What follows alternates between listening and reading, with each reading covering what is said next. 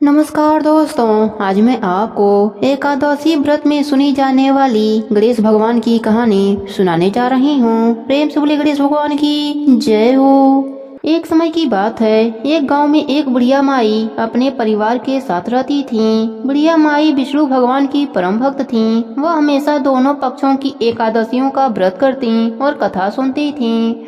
उन्होंने कभी भी व्रत में गणेश भगवान की कथा न कही न सुनी। इसी कारण उनका व्रत अधूरा रह गया। पर बुढ़िया माई को इस बात का पता नहीं था। उनको लगता था कि वह तो पूरा व्रत कर रही हैं और उनके व्रत के पुण्य से उनको वैकुंठ लोक की प्राप्ति जरूर होगी। देखते ही देखते बुढ़िया माई की मृत्यु हो गई। उन्हें लेने यमलोक के दूत आए। वह देखकर घबरा गईं और बोले, मैंने जीवन भर विष्णु भगवान की भक्ति श्रद्धा भाव से किया, एकादशी का व्रत किया। मुझे तो लेने वैकुंठ लोक का विमान आएगा, मैं आपके साथ नहीं चलूंगी। इतना कहकर बुढ़िया माई रोने लगी और विष्णु भगवान को पुकारने लगी। विष्णु भगवान गरुड़ पर सवार होकर बुढ़िया माई के पास आए और बोले, बुढ़िया माई, तूने तो पूरी श्रद्धा से व्रत किया, पर तुमने व्रत में कभी भी गणेश भगवान की कथा न कही न सुनी। इसी कारण तेरा व्रत अधूरा है। बुढ़िया माई विष्णु भगवान से जीवन दान मांगने लगी ताकि वह एकादशी का व्रत करके उसका पूरा पुण्य प्राप्त कर सके। इस प्रकार बुढ़िया माई को विष्णु भगवान 2 साल के लिए फिर जीवित कर दिए। अब बुढ़िया माई जीवित होते ही गणेश भगवान का नित्य नियम करना चालू कर दिया। एकादशी का व्रत करती तो एकादशी व्रत की कथा सुनती और अंत में गणेश भगवान की कथा सुनने लगी। इस प्रकार 2 साल में बुढ़िया माई ने 4 पूरा कर लिया। गणेश भगवान की कृपा से एकादशी का पूरा पुण्य बुढ़िया माई को प्राप्त हुआ। बुढ़िया माई की तपस्या से गणेश भगवान प्रसन्न हुए और बुढ़िया माई के सामने प्रकट होकर बोले, बुढ़िया माई, तुमने मेरे नित्य नियम के साथ ही व्रत में श्रद्धा पूर्वक कथा सुनी है, इसलिए मैं तुम पर अत्यंत प्रसन्न हूँ। मैं तुम्हें आशीर्वाद देता हूँ कि जब तक यह पृथ्वी रहेगी तब तक तुम्हारी इस तपस्या का गुणगान लोग करते रहेंगे। साथ ही एकादशी व्रत में तुम्हारी भक्ति की इस कथा को जो मनुष्य प्रेम पूर्वक सुनेगा उसको व्रत का संपूर्ण फल प्राप्त होगा। गणेश भगवान बुढ़िया माई पर प्रसन्न होकर बुढ़िया माई का घर अन्य धन से भर दिया। साथ ही रिद्धि सिद्धि का वास करके अंतर ध्यान हो गए। 2 साल बीतने पर बुढ़िया माई की मृत्यु हुई। ईश्वर उन्हें लेने वैकुंठ लोक का विमान आया। बुढ़िया माई को पूरे मान सम्मान के साथ वैकुंठ लोक ले जाया गया। इस प्रकार गणेश भगवान की कृपा से बुढ़िया माई का घर अन्य धन से भर गया और मरने के बाद वैकुंठ लोक का सुख मिला। हे गणेश जी महाराज, जैसे आपने बुढ़िया माई पर प्रसन्न हुए, बुढ़िया माई के व्रत को पूर्ण किया, उसके घर को अन्य धन से भर दिया, वैसे ही एकादशी का व्रत करने वालों को भी पूरा फल देकर उनका घर अन्य धन से भर देना। प्रेम से बोले गणेश भगवान की जय हो।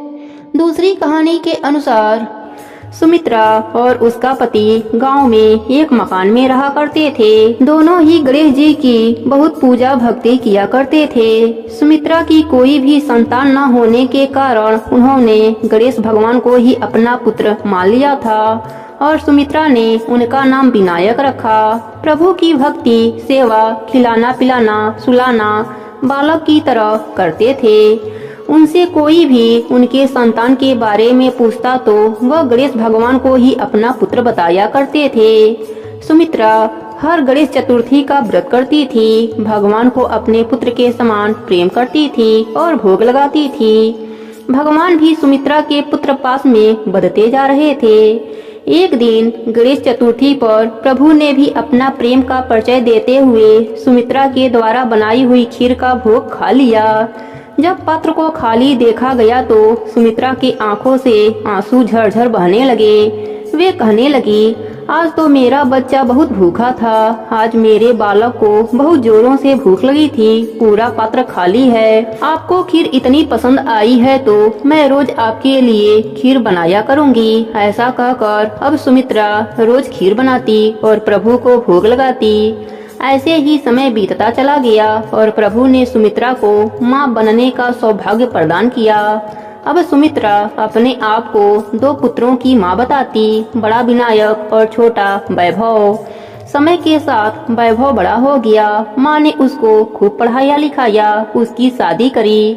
शादी के बाद वैभव के पिता स्वर्ग सिधार गए। अब सुमित्रा बेटे बहू के साथ रहने लगी। वैभव का मन गांव में नहीं लगता था। उसकी नौकरी कलकत्ता में लग गई। वैभव को गांव छोड़कर जाने का एक अच्छा बहाना मिल गया। उसने अपने पत्नी के साथ कलकत्ता जाने का निश्चय कर लिया। सुमित्रा ने उसे बहुत समझाया कि वह बुढ़ापे में अकेली रह जाएगी, पर वैभव ने जाने का मन बना लिया था और वह कलकत्ता चला गया। ऐसे ही 5 वर्ष का समय बीत गया।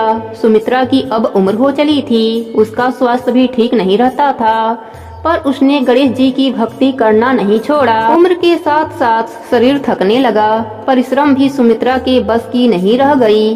पुत्र विनायक से यह देखा नहीं जा रहा था कि मेरी माँ अब कैसे ढलती जा रही है, बीमार रहने लगी है। वह वैभव के हम उम्र बनकर कलकत्ता जा पहुँचे और वैभव से मिले। वैभव ने उनका परिचय पूछा तो भगवान ने कहा, वैभव, तुमने मुझे पहले नहीं देखा है। मैं तुम्हारे ही गांव का हूँ। मुझे तुम अपना बड़ा भाई समझो। मेरा नाम विनायक है। वैभव, तुम्हारी माँ बहुत बीमार हैं। उन्हें इस समय तुम्हारी जरूरत है। तुम अपनी माँ के पास जाओ। देखो विनायक, मुझे काम करने दो। मुझे बार बार छुट्टी नहीं मिलती। जब छुट्टी मिलेगी तब मैं जाऊंगा। ऐसा कहकर वैभव ने विनायक जी की बात टाल दी। उधर सुमित्रा की तबीयत खराब होती चली गई।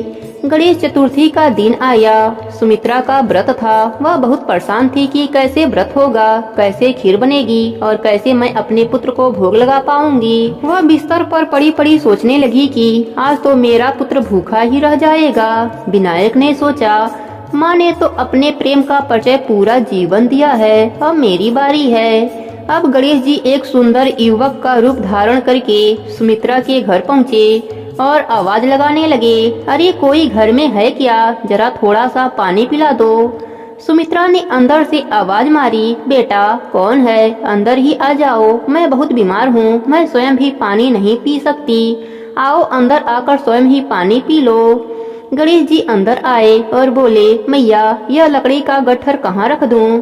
तो फिर थोड़ा पानी भी पी लूंगा और सुस्ता भी लूंगा। पानी पीकर गणेश भगवान बोले, मैया बहुत भूख लगी है, क्या कुछ खाने को मिल जाएगा? मैया बोली, बेटा क्या नाम है तुम्हारा? भगवान ने कहा, मेरा नाम तो विनायक है। मैया बोली, अरे वाह, मेरे पुत्र का नाम भी विनायक है। विनायक सुनो, इस समय घर में भोजन के नाम पर कुछ भी नहीं है। थोड़े से चावल और चीनी है। दूध ले लो और मटकी में डालकर जरा सा खीर बना लो। मेरे बेटे विनायक का व्रत है और उनको भोग लगाना है। जरा खीर बनाकर उन्हें भी भोग लगा दो और तुम भी खा लो। मैं उठ नहीं सकती, मैं बहुत बीमार हूँ। बस मेरा इतना सा कार्य कर दो। विनायक ने कहा, माँ इतना सा कार्य क्यों? मैं तो जब तक आपके पास रहूंगा, जब तक आप ठीक नहीं हो जाती। अब भगवान एक बालक के रूप में सुमित्रा के घर में रहने लगे और दिन रात अपने माता का सेवा करने लगे। धीरे धीरे सुमित्रा का स्वास्थ्य ठीक हो गया। अब एक दिन विनायक जी बोले, माँ अब तुम बिल्कुल ठीक हो गई हो, अब मुझे जाना चाहिए। विनायक जी सुमित्रा को आशीर्वाद देते हैं कि जब तक आप जियोगी स्वस्थ ही रहोगी, आपको कोई भी कष्ट नहीं होगा, कोई बीमारी नहीं होगी। आपके पास नौकर चाकर धन्य धान सब कुछ होगा। आपको किसी के भी सहारे रहने की आवश्यकता नहीं पड़ेगी। सुमित्रा रोने लगी और बोली, बेटा विनायक आप जा रहे हो तो कब आओगे? तुम्हें जाने देने का मन नहीं कर रहा।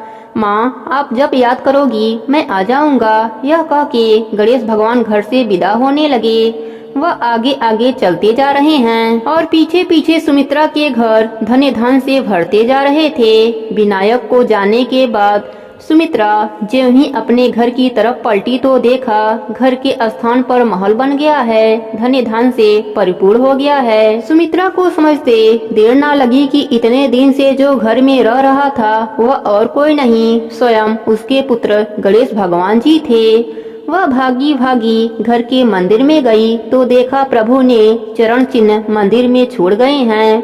वह चरण चिन्हों को पकड़कर खूब रोने लगी और कहने लगी, हे प्रभु जिनके दर्शन पाने के लिए जीवन भर ललाहित रही, आज उन्हीं से अपनी सेवा कराई। जिस पुत्र को लाड करने के लिए बेचैन रहती थी, आज उसी पुत्र से मैंने अपनी सेवा कराया। भगवान ने सुमित्रा को सपने में दर्शन दिया और कहा, माँ, यह सारा धन धान्य आपके लिए है। मैं इसी तरह पुत्र की भांति आपसे मिलने आता रहूंगा।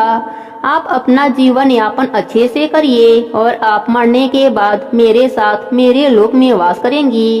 इतना कहकर गणेश भगवान अंतर ध्यान हो गए।